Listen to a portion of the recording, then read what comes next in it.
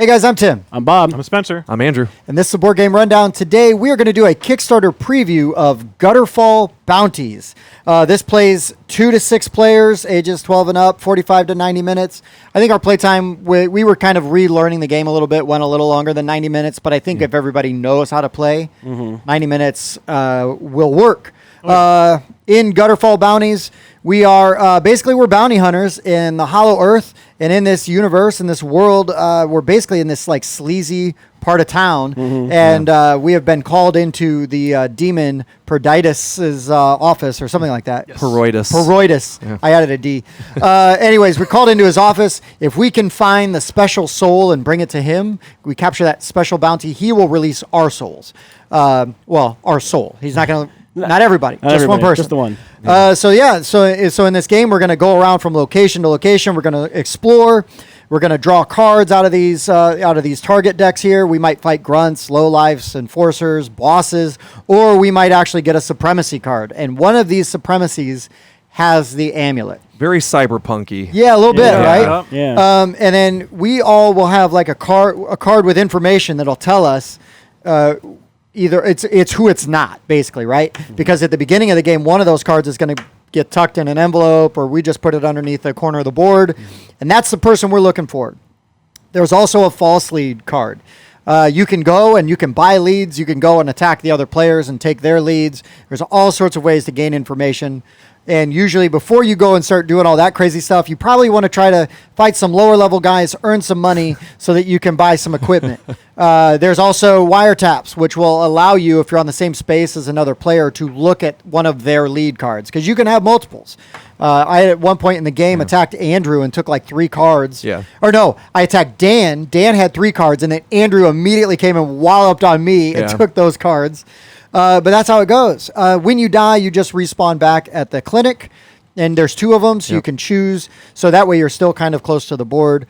And just to very quickly and basically break down the turn, you draw 3 cards, you get $100, and then you can move 1 space, and then take 1 action, which can be to interact with one of the locations. It's like drawing a target card, or maybe buying something from the bazaar or the arms dealer.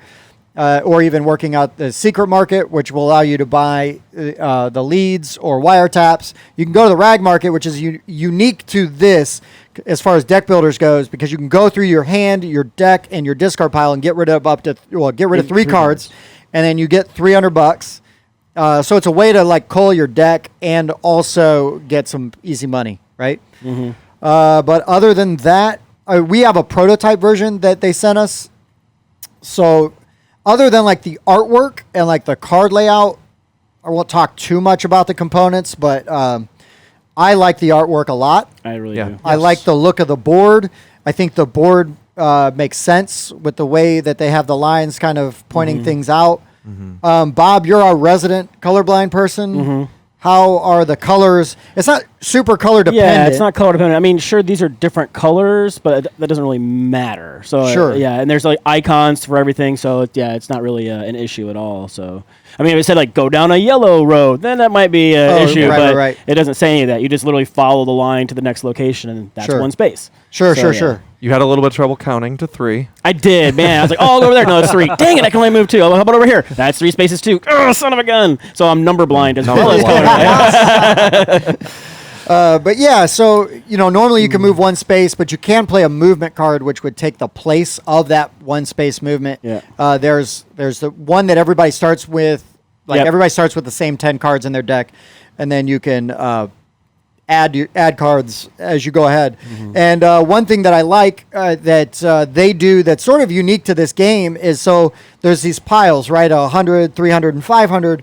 Well, when you go to the 100 and you spend your 100, you get to go through here and just buy the card you want. A lot of cards. Same thing with the 300 and the 500, and the same thing with the armory over here, where you can buy a better version of the armor or weapons, or weapons, or maybe you only have like $200, and so you're going to get the cheaper version. Yep.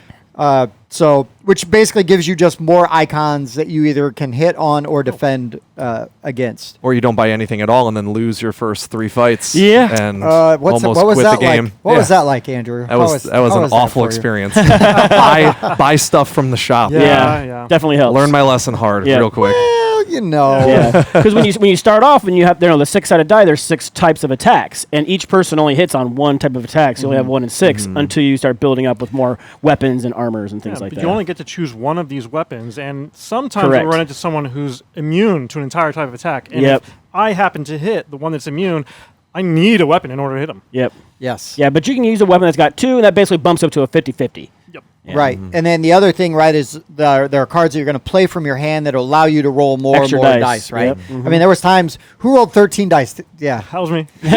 Who lost first? That was me.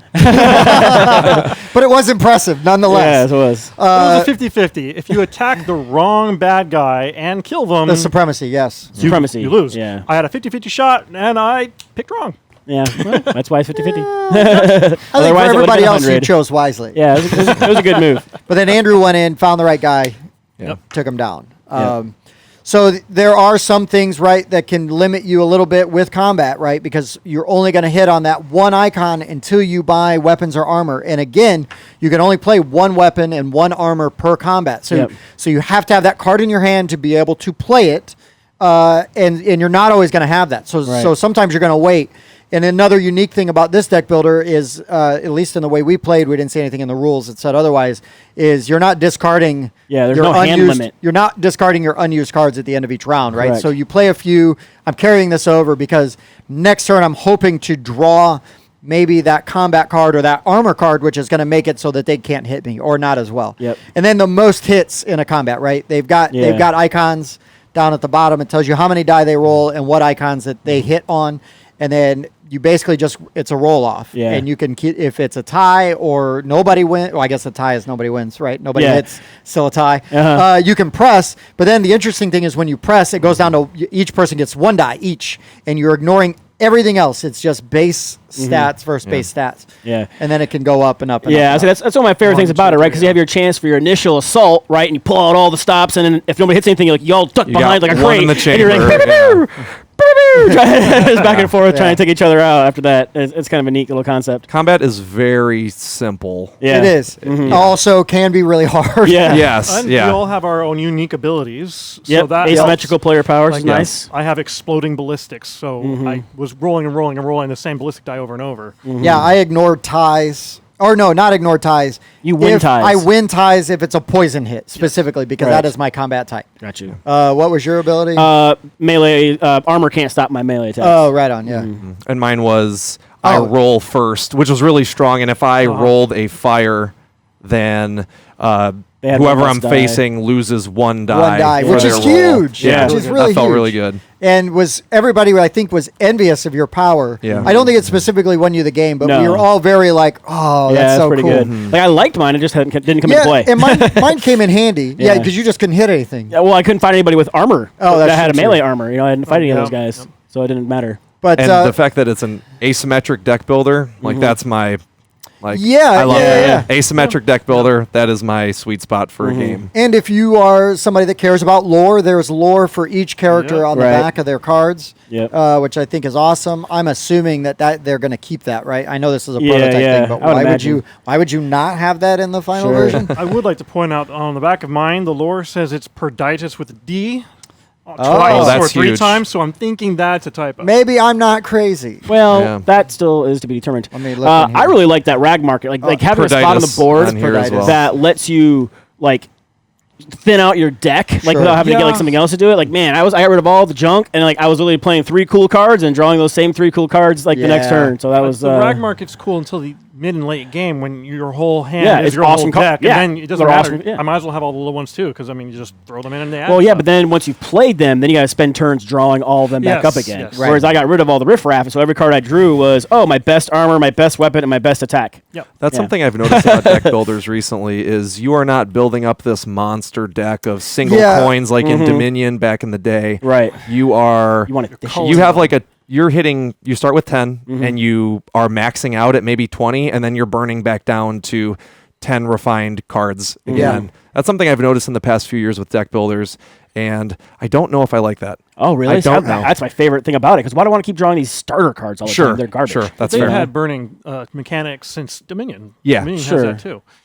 Sure, but This you know, one's built in. Everyone can do it. Yeah, that's why I really like it. but again, because you are you can't spend you spend an action to get the money, and then you spend another action to get to where you need to go to buy the thing, and then you spend an action to either get more money. So if you spend too much time like inflating your deck, regardless, right?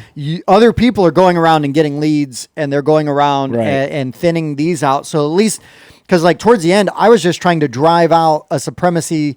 I had it down to 3, so I was just trying to drive out a supremacy that I knew wasn't. So if it's like, well, I haven't seen this dude yet, so the first time I get to him, I'm going to attack him, you know what I mean, kind of thing. And, well, what happened was I knew that this dude wasn't, because you had him because I looked at your hand early, so I knew you had this dude. I knew it wasn't this dude. Spencer didn't jump on this one right away, or is that the one you did attack? That is the one I did attack. But you didn't attack her right away, and I was like, I don't know, because Spencer had a lot of lead cards at one point in time. And then Andrew got one up and then got him basically knocked down pretty quick. And I was like, well, that's it. Well, it was also because you had taken through combat, you took 5 of these or 4 of these cards. I had a bunch of them. And then you had no cards left in your hand to defend yourself. And I already had enough No, it was perfect. information. It worked out really well. I guess what I'm saying is that you, in a game like this, you have to balance how much time you're going to. Everybody in the first couple rounds potentially is just trying to get some money and build their stuff up.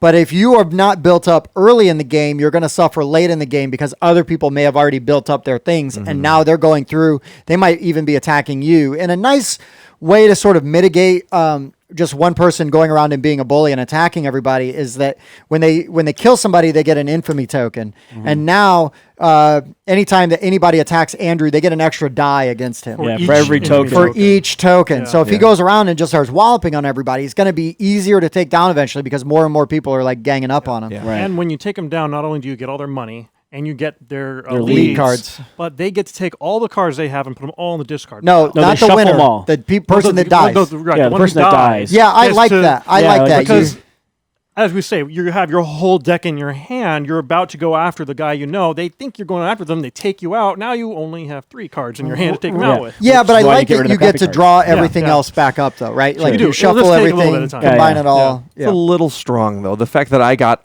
all of that information that you fought for. Oh, sure. Like, but it was I've got 5 out of the 7 supremacy characters. Well, and again, Tim comes out of the alley. He's like, "Oh, I won!" And he's like, I won. Thanks. I just third party you. That's why if I had another turn, and this isn't like woe is me or anything, but the idea then is to go to the secret market and sell all those leads off because I already have all the information. Yeah. Now I'm not walking around with that big old briefcase of all that money hanging out the ends and stuff. I had like 4 leads, and you I can do knew that I over was here going as to well. be a target. So the first thing I did was get rid of all of them. And the turn you got rid of them, the next turn I was going to attack you. I knew it. I knew it. So I mean, it works out. I like the balance of that mechanic. I think that is a fun thing. I didn't get to exercise that mechanic, but that's okay. But because it's there, you know, and it makes sense. You know, I took a big risk going after Dan and taking everything, and I knew, right, like, oh, I'm just going to try. And I had a few defense cards. It wasn't like I only rolled like a die, right? I specifically had like personal security, which gives me 2 extra dice. You know, I had the gamble and I had the re-roll and things like that. So I had things I could do to mitigate some of that. It just didn't help, which is what's going to happen sometimes in these games. In a luck-based, you know, die rolling game. Yep. So plus, it makes you want to calculate how much you want to attack the first player because there could be another person right behind you. There's always a bigger fish. Yeah, that is true. That is true. And if you don't, they can kill you. Just because you're the aggressor doesn't mean you can't die. Yeah, absolutely. I've lost a few attacks. Whoops. Yeah. All right, guys. Well, let's just go around and maybe just say a couple final thoughts. Sure. We're not going to rate this because this is a preview. This is not the finished product. There's obviously things that they could change during the campaign. You know, components and maybe rules and cards that could be added or removed, whatever. But I do want to. We just give us some final thoughts and like recommend, not recommend, or who's this for? Sure. So Bobby, get us going. Yeah. Overall, I enjoy the game. Like I said, I like deck builders. I like deck builders where you can really thin your deck out and optimize it the way you like. I really enjoy the artwork. I like how the locations have like the blown up picture here. So there's no is this spot? Yeah, it's definitely it's connected by a line. Plus, it's the same artwork. You know, it's the same location, but it's just bigger to hold the cards. I like how they put the cost on this side over here. I hope they end up putting the cost on that side too. It just seems like it would make sense. I do enjoy the we have secret information, and they give you these little bounty tracker sheets, so you can keep track of which ones you've seen, what location they might be at, so you know where to go once they're out. The dice are nice. They're just kind of stick around here right now, but the fact that not only are they color coordinated, which doesn't matter as much to me, but they all have icons, and anytime you can supplement a color with an icon, it's super appreciated. And the iconography is very easy. Yeah, it's very easy to follow. The standees are fine. They don't need to be minis. I think it uses the cool artwork on them, and it matches your guy exactly. So there's no questions there.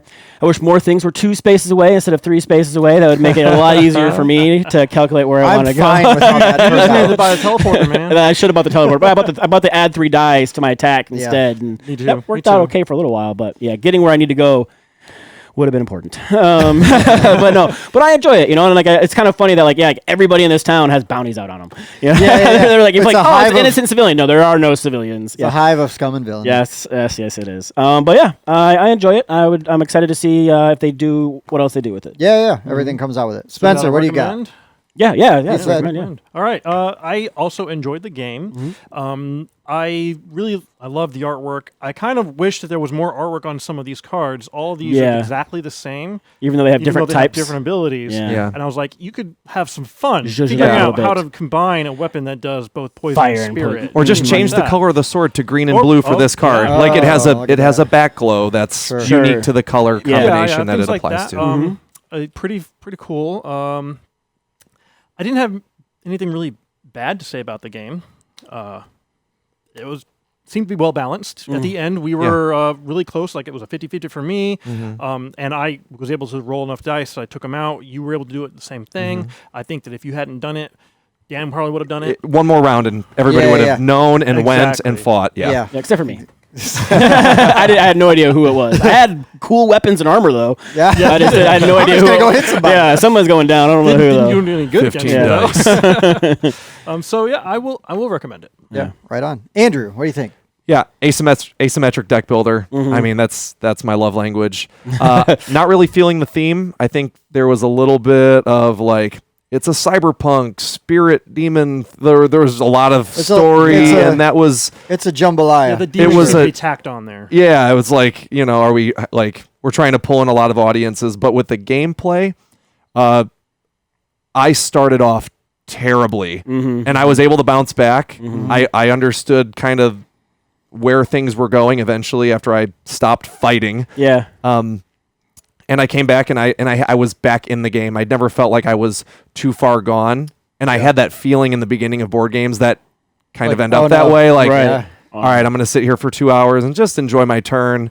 But it ended up kind of recovering a little bit. There were a lot of mechanics that helped all players kind of get back in the game. The color palette's really nice. I loved everything about it, really. Moving around the board was fun. My only complaint is make 300 and 500 different combinations. And they might do that. This is just prototype. I'm just throwing it out there, just something to suggest, because we did have to resort to using coins. But we did. Everything else felt really nice. Because Dan and Spencer were sitting, they were stockpiling. Stockpiles of money. I couldn't even see them. Yeah. There was so much. Well, we thought one was the bank, and then Dan was like, no, actually, I just won 800. So, if I could just throw in a suggestion, maybe print some 300s. But other than that, it felt really good. All of my cards felt good. It never felt like there was a clunky card that didn't belong, and I loved looking through those. Yeah, being able to pick what you get instead of just being a blanket marketplace. Plus, there's only so many of them. There's so many copies of each one. Sure. But you go through, you're like, oh, this is the one that gives you 3 dice. Yeah. Oh, this is the one that lets you teleport. So I recommend. Yeah, right on. Yeah. I'm glad to hear it because I saw your face when we first started playing and things were going bad. And once he died the third time, I think it was, he's like, okay, what's going on? What have I invited him to do? I do like how you don't have to fight though. No, you don't. Hey, you. That was there's no player elimination. Yeah, Yeah, That's nice. no player elimination unless you fight the wrong guy. But even then, Spencer was You only eliminated out for himself. basically 2 rounds because everybody else was then like Was he even around? re-upping. I'm Maybe. pretty certain I got it. I think he killed it on that turn. Maybe, yeah. But while the theme is what it is, right? I do feel like the theme with the cards, all the cards are in the board and everything is consistent. Right, like I do think like okay, the art is like fantastic on all of these, and then these are just those. I kind of like your idea of the changing the colors to match. It up, put some Nice flames and on it, simple. or maybe just to match what they do. But also, art is expensive, right? Yep. And they've got a lot of excellent artwork everywhere else on the board. Yes. So I forgive it for that. Not like a real big hang up. I enjoyed this the first time we played it, like a year ago when we played their first outing, and I enjoyed it. I enjoyed it a lot. Again, the rule book. I mean, I got a PDF of the rules. They could use a little tweaking here and there. A couple, maybe like a turn summary, and some things like that. Player aids. Player aids with turn summaries. I mean, it's really basically move and then take an action. Right. But you can choose to move and then you can take an action. But just like a breakdown of maybe what the ambush cards do, or like when to play them, because that was a question, right? I mean, now to be fair, on the ambush cards it says when to play them, when you're attacked, or whatever. I mean, this basically instead of dying implies combat because your opponent must re-roll a combat die of your choosing, so that implies that it's used during combat. And I think these kind of videos will help make a nice FAQ at the end of their finalized rulebook. Right. And like you said with the tokens, like these are not things that are necessarily complaints about a finished product. Correct. Nothing that would detract from a recommendation. No. And again, right, like Spencer had it. We got the costs here, we've got the costs here, but we could have used the costs here. We knew after playing a little bit, but a couple times it's like, what's it cost? And again, a cost here, like a buy and a sell. Yeah. And the player aid on that would have done it too. Right. But no big deal. Otherwise, really good. Everything makes sense. Plays like you think it should, which is the thing we all like. I love asymmetric deck builders, so I am with you. This does way more right than it does wrong, and I don't really feel like it does a ton wrong. So I'm really happy with this. I'm excited to see what the finished version looks like, and I'm excited about this project and look forward to it. So cool. I think that's it. Anybody else have anything they want to throw in before we wrap up? 3D printed stretch goal. It's gonna be coming to Kickstarter. Well, actually, by the time this video comes out, this will be on Kickstarter. So, but it's not on Kickstarter yet, so we don't have the duration. Link in the description. Cool.